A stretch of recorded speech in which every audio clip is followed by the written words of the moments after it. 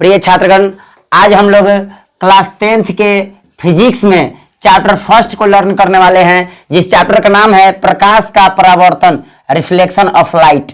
इसमें से हम ऑब्जेक्टिव क्वेश्चन, वस्तुनिष्ठ प्रश्न जिसे कहा जाता है, जिसको हम लोग MCQ यानी कि मल्टी चॉइस क्वेश्चंस के नाम से जानते हैं। तो आज हम अपने कुछ छात्रों को बुला करके इस चैप्टर फर्स्ट अर्थात प्रकाश के परावर्तन यानी रिफ्लेक्शन ऑफ लाइट चैप्टर को लर्न करेंगे। अपने कुछ छात्रों को बुलाएंगे और इनसे संबंधित प्रश्नों को पूछेंगे। तो क्या आप लोग तैयार हैं? Yes sir. लेकिन इससे पहले हम जान लेते हैं कि ये जो चैप्टर है प्रकाश का परावर्तन, इसमें से प्रकाश क्या है, प्रकाश क्या है यानी कि लाइट क्या है, व्हाट इज लाइट। क्या आप लोगों को पता है प्रकाश क्या है? Yes sir. क्या है प्रकाश, क्या है? प्रकाश एक भौतिक कारक है जिसकी सहायता से हम किसी भी वस्तु को देख पाते हैं। अगर प्रकाश ना हो तो हम किसी भी वस्तु को नहीं देख पाएंगे। बहुत अच्छा भाई, प्रकाश वह भौतिक कारक है जिसकी सहायता से हम किसी भी वस्तु को देख पाते हैं। आज अगर हमारी आंखें किसी वस्तु को देख पाती है, वह प्रकाश के कारण ही होती है। अगर प्रकाश नहीं होगा तो हमें कोई भी वस्तु दिखाई नहीं। यही कारण है कि अंधेरी रात में हमको दिखाई नहीं पड़ता है। तो आप लोग समझ गए होंगे? Yes sir. कोई प्रॉब्लम है? No sir. तो अब आगे हम समझते हैं प्रकाश की चाल कितनी होती है। तो आप लोगों को पता है प्रकाश की चाल कितनी होती है? कितनी होती है? 3 × 10⁸ मीटर प्रति सेकंड। अरे भाई इतना जोर जोर से मत बोलो। प्रकाश की जो चाल होती है 3 × 10⁸ मीटर प्रति सेकंड यस सर। है ना। यह निर्वात में होती है। कहाँ होती है? निर्वात का कहने का मतलब क्या हुआ? वैक्यूम। वैक्यूम कहने का मतलब कुछ भी ना हो, यहाँ तक कि वायु भी ना हो, उस स्थान को निर्वात कहते हैं। वाह, बहुत अच्छा बाबू। यानी कि निर्वात किसे कहते हैं? वैसा स्थान जहाँ कुछ भी ना हो, यहाँ तक कि वायु भी ना हो, उस स्थान को निर्वात कहा जाता है। तो निर्वात में प्रकाश की जो चाल होती है 3 × 10⁸ मीटर प्रति सेकंड होती है। अब देखिए 3 × 10⁸ मीटर प्रति सेकंड कहने का मतलब क्या हुआ? 3 × 10⁵ किलोमीटर प्रति सेकंड। यानी कि एक सेकंड में प्रकाश जो होती है 3 लाख किलोमीटर जाती है। अब तो आप समझ गए होंगे प्रकाश की चाल कितनी होती है? 3 लाख किलोमीटर प्रति सेकंड होती है। अब आइए, लेकिन इससे हट के एक मैं क्वेश्चन पूछता हूं, ध्वनि बताइए, ध्वनि की चाल कितनी होती है? 330 मीटर प्रति सेकंड। हाँ, 330 मीटर प्रति। अब आप तुलना करिए कि जो प्रकाश की चाल है 3 लाख यानी कि 3 लाख किलोमीटर प्रति सेकंड और जो ध्वनि की चाल है 330 मीटर, तो सबसे अधिक जो हो गया हमारा प्रकाश की चाल हो गई। और वो भी प्रकाश की जो चाल होती है निर्वात में सबसे अधिक होती है। अलग अलग माध्यमों में प्रकाश की चाल अलग अलग होती है। अलग अलग माध्यमों में प्रकाश की चाल अलग अलग होती है। तो देखिए अब हम समझ गए कि प्रकाश क्या है। तो प्रकाश वह भौतिक कारक है जिसके उपस्थिति में हम किसी भी वस्तु को देख पाते हैं। अगर प्रकाश न हो तो हमें किसी भी वस्तु को दिखाई, तो अगर प्रकाश न हो तो हम किसी वस्तु को देख नहीं पाएंगे, अर्थात कोई भी वस्तु हमको दिखाई नहीं पड़ेगी। लेकिन अब बात आती है कि प्रकाश का परावर्तन क्या है। प्रकाश का परावर्तन क्या है? तो देखिए कौन बता सकता है आप लोगों में? Yes sir. बोलिए, आप आइए, हाँ करके बोलिए। प्रकाश का परावर्तन क्या है? जब प्रकाश की किरण किसी परावर्तक सतह पर पड़ती है तो उस सतह से टकराने के बाद वह पुनः अपनी ही दिशा में लौट जाती है। तो लौटते हुए इस क्रिया को प्रकाश का परावर्तन कहते हैं। बहुत अच्छा, बैठ जाइए। देखिए जी, प्रकाश का परावर्तन क्या है? What is reflection of light. जब कोई भी प्रकाश की किरण किसी परावर्तक सतह पर पड़ती है, जैसे मान लीजिए कि हमारा व्हाइट बोर्ड है, यह परावर्तक सतह है। क्यों? क्योंकि इसके आर पर प्रकाश की किरण नहीं गुजर पाएगी, तो यह परावर्तक सतह हो गई। कि परावर्तक सतह की बात करते हैं कि वह ऐसी सतह जिस पर जब प्रकाश की किरण पड़े तो वह उसी दिशा में लौट जाए, है ना, टकराने के बाद उसी दिशा में लौट जाए, वह परावर्तक सतह कहलाती है। तो देखते हैं प्रकाश का परावर्तन क्या हुआ हमारा। इस प्रकार कि जब प्रकाश की किरण किसी परावर्तक सतह पर टकराती है तो उस सतह से टकराने के बाद पुनः अपने ही दिशा में लौट जाती है। तो प्रकाश के किरण के लौटने की इस क्रिया को प्रकाश का परावर्तन कहते हैं, कहा जाता है। तो हम अगर फिगर के माध्यम से समझें तो समझिए क्या है? क्या है? समतल दर्पण है। समतल दर्पण है जिसके एक साइड को क्या किया गया है? रजतित किया। अगर इस पर इस तरह से प्रकाश की किरण आपतित होगी तो पुनः उसी दिशा में लौट जाएगी। अगर यह तिरछे होकर के आपतित होगी तो यह तिरछे होकर के परावर्तित हो जाएगी। तो जब भी प्रकाश की किरण आपतित होती है तो सतह से टकराने के बाद पुनः उसी दिशा में लौट जाती है। अगर ऊपर से आए तो ऊपर न जाएगी। तो यह प्रक्रिया जो होती है, यह क्रिया जो होती है प्रकाश का परावर्तन कहलाती है। तो चलिए देखिए अब हम आगे समझते हैं प्रकाश के परावर्तन के नियम। तो प्रकाश के परावर्तन के नियम कितने होते हैं? दो होते हैं। आप आकर के बता सकते हैं? आइए जी, आप ही आइए, बताइए प्रकाश के परावर्तन के कितने नियम होते हैं? दो। कौन कौन होते हैं? आपतन कोण परावर्तन कोण बराबर होता है। आपतित किरण, परावर्तित किरण तथा आपतन बिंदु पर डाला गया लंब तीनों एक ही तल में होता है। बहुत अच्छा भाई, क्लैपिंग फॉर दिस बॉय। जाकर बैठ जाइए। देखिए हम इस चीज को फिर से समझते हैं फिगर के माध्यम से कि प्रकाश के परावर्तन के कितने नियम होते हैं। तो प्रकाश के परावर्तन के दो नियम होते हैं। इस फिगर के माध्यम से हम समझ सकते हैं। पहला जो होता है आपतन कोण परावर्तन कोण के बराबर होता है, यानी कि कोण आई जो होता है कोण आर के बराबर होता है। ये कोण आई क्या है, कोण आर क्या है? तो यह जो होता है हमारा आपतित किरण होती है, आपतित किरण। और जो लौटते हुए किरण को क्या कहा जाता है? परावर्तित किरण। अब देखिए इंसिडेंस रे और रिफ्लेक्टेड रे, है ना, रिफ्लेक्टिव रे भी कहा जा सकता है। तो देखिए अब ये आपतित किरण और अभिलंब के बीच बने कोण को आपतन कोण, जिसे आई द्वारा सूचित किया जाता है। परावर्तित किरण और यह क्या है? अभिलंब है। अभिलंब, अभिलंब के बीच बने कोण को परावर्तन कोण, जिसे आर द्वारा सूचित किया जाता है। तो प्रकाश के परावर्तन के नियम के अनुसार आपतन कोण और परावर्तन कोण दोनों बराबर होते हैं। दूसरा नियम क्या हुआ? पहला तो हमारा हो गया कि कोण आई बराबर कोण आर। अब दूसरा नियम क्या हुआ हमारा कि आपतित किरण, परावर्तित किरण तथा आपतन बिंदु पर डाला गया अभिलंब तीनों एक ही तल में होते हैं। तो आप लोग समझ गए होंगे? क्या समझ गए कि प्रकाश के परावर्तन के दो नियम होते हैं, आपतन कोण और आपतन कोण और परावर्तन कोण, यानी कि कोण आई बराबर कोण आर दोनों बराबर होते हैं। आपतित किरण, परावर्तित किरण तथा आपतन बिंदु पर डाला गया अभिलंब तीनों एक ही तल में होते हैं।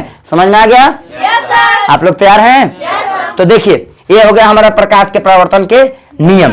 तो देखिए हमें इसी चैप्टर में अर्थात प्रकाश का परावर्तन, रिफ्लेक्शन ऑफ लाइट चैप्टर में ही हमें दर्पण के बारे में पढ़ना है। तो देखिए दर्पण का अंग्रेजी वर्ड होता है मिरर। तो आप लोगों को पता है दर्पण क्या है? दर्पण क्या होता है? दर्पण किसी पारदर्शी कांच का एक टुकड़ा होता है जिसके एक भाग को प्रदर्शित किया रहता है। अरे भाई धीरे धीरे बोला करो।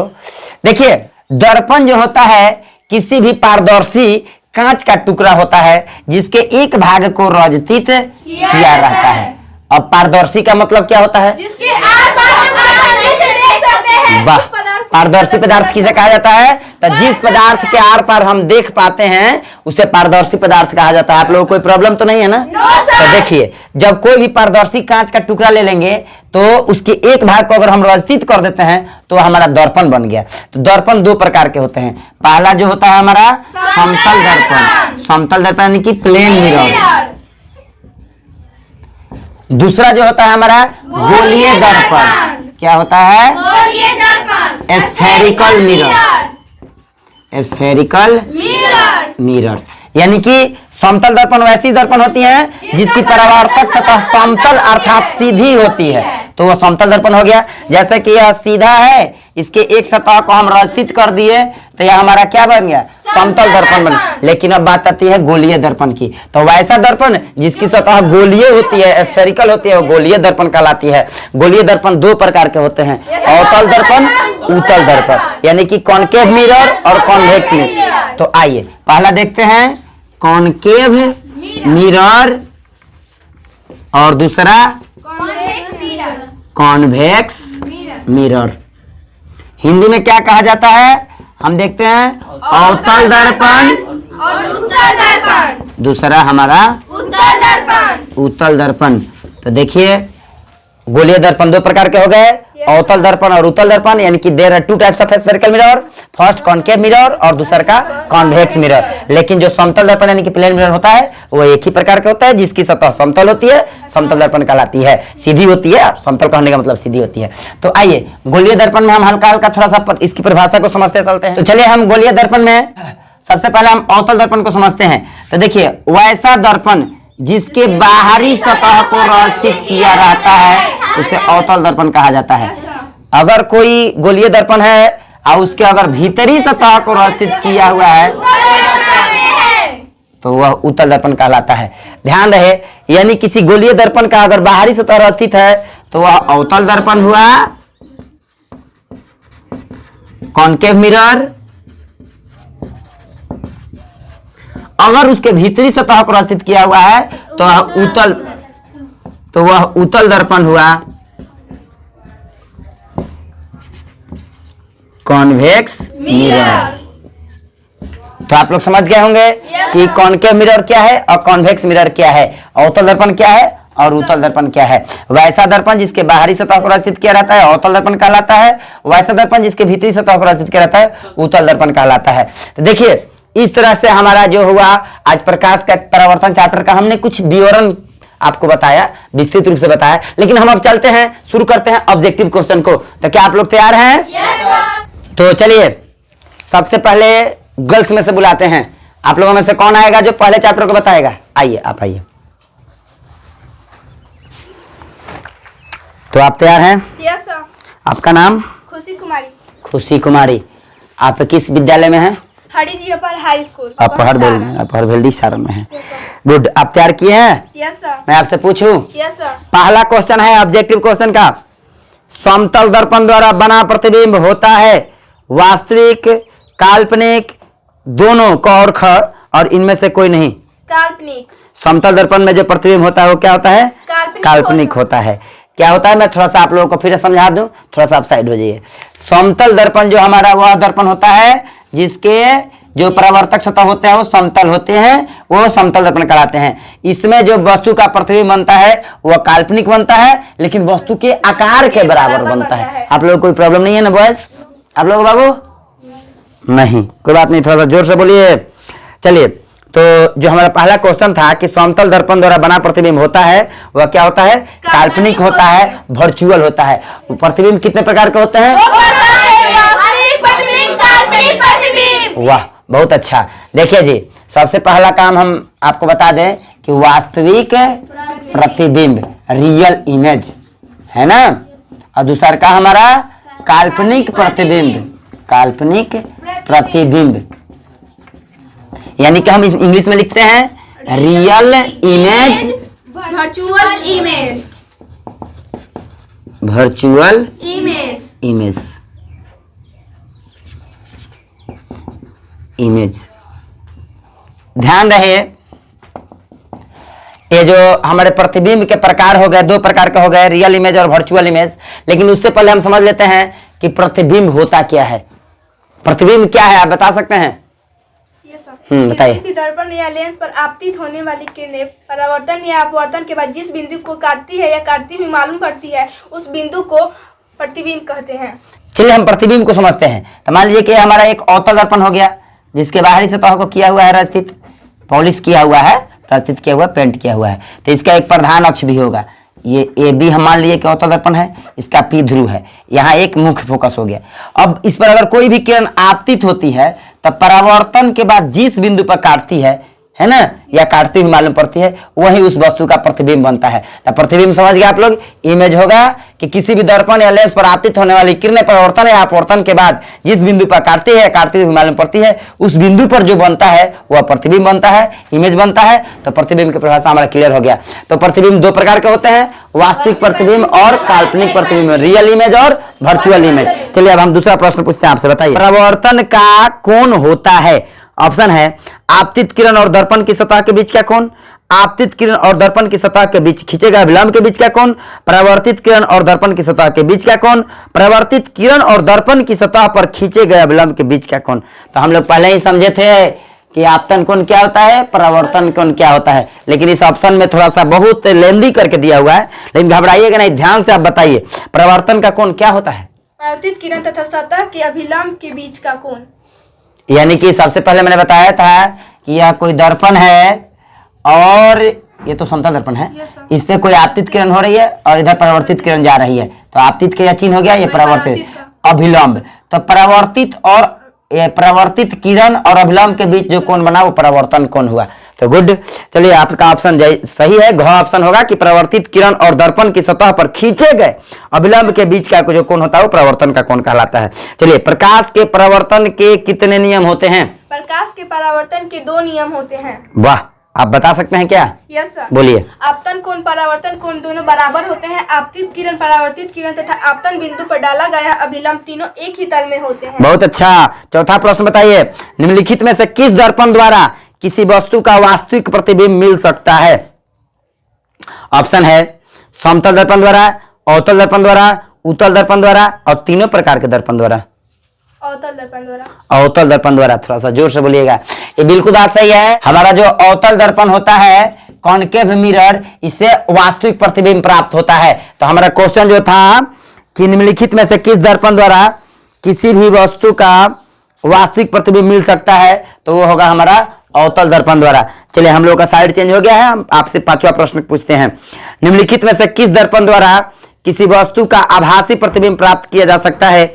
ऑप्शन है केवल समतल दर्पण द्वारा, केवल अवतल दर्पण द्वारा, केवल उत्तल दर्पण द्वारा, उपयुक्त तीनों प्रकार के दर्पण द्वारा। उपयुक्त तीनों प्रकार के दर्पणों द्वारा आभासी प्रतिबिंब प्राप्त किया जा सकता है। बात सही है। अगर आप आभासी प्रतिबिंब की बात करते हैं तो हमारा plane mirror, concave mirror, convex mirror, तीनों मिरर के द्वारा हमारा जो होगा काल्पनिक प्रतिबिंब यानी कि आभासी प्रतिबिंब प्राप्त किया जा सकता है। गुड। छठा प्रश्न बताइए, वस्तु से छोटा और आभासी प्रतिबिंब इनमें से किस दर्पण से प्राप्त होता है? समतल दर्पण से, अवतल दर्पण से, दोनों से, उत्तल दर्पण से? उत्तल दर्पण से। हाँ, बात सही है। जो हमारा यह उत्तल दर्पण है, यह जो बाहरी सतह से नहीं जबकि भीतरी सतह से रचित किया हुआ है, इसमें जो हमारा जो प्रतिबिंब बनता है काल्पनिक और वस्तु से छोटा बनता है, अर्थात आभासी और वस्तु से छोटा प्रतिबिंब बनता है। तो हमारा सातवां प्रश्न है, निम्नलिखित में किसके द्वारा एक बिंदु स्रोत से समांतर किरण पुंज मिल सकता है? बताइए, अवतल दर्पण, उत्तल दर्पण, दोनों, इनमें से कोई नहीं।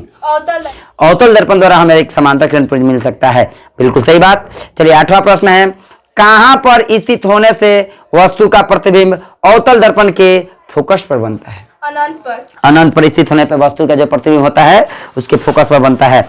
नौवां प्रश्न है, अवतल दर्पण की फोकस दूरी उसकी वक्रता त्रिज्या की आधी होती है। अरे भाई ऑप्शन तो बोल देने दो।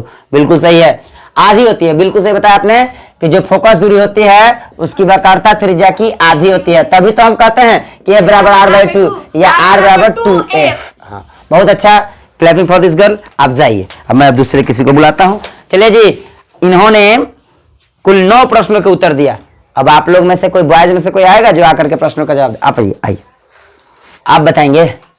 जी सर। क्या नाम है आपका? सोनू कुमार। सोनू कुमार। क्लास 10th में पढ़ते हैं? जी सर। किस विद्यालय में आप? Hariji upper high school. Hariji upper high school. आप ऑब्जेक्टिव क्वेश्चन तैयारी किए हैं? जी सर। मैं आपसे पूछूं? जी। बताइए कि एक अवतल दर्पण में वस्तु अर्थात बिंब की स्थिति फोकस और ध्रुव के बीच है। कहने का मतलब है कि यह मुख्य फोकस है और यह ध्रुव है। यहाँ एक वस्तु स्थित है, तो आपको बताना है कि इस वस्तु का प्रतिबिंब कैसा बनेगा। ऑप्शन है वास्तविक और बड़ा, वास्तविक और छोटा, आभासी और बड़ा, आभासी और छोटा। सर आभासी और बड़ा। आभासी और बड़ा, बिल्कुल सही।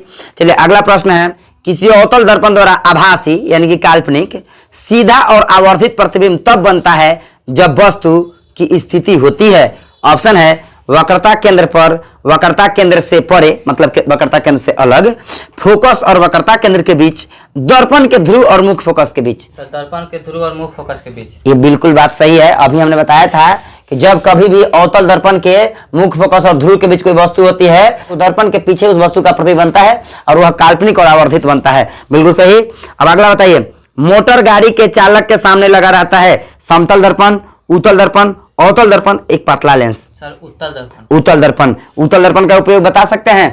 जी सर। उत्तल दर्पण का उपयोग साइड के रूप में होता है। क्यों किया जाता है उत्तल दर्पण का उपयोग साइड मिरर के रूप में? साइड मिरर के रूप में इसलिए किया जाता है क्योंकि उसमें बना प्रतिबिंब सीधा और छोटा बनता है।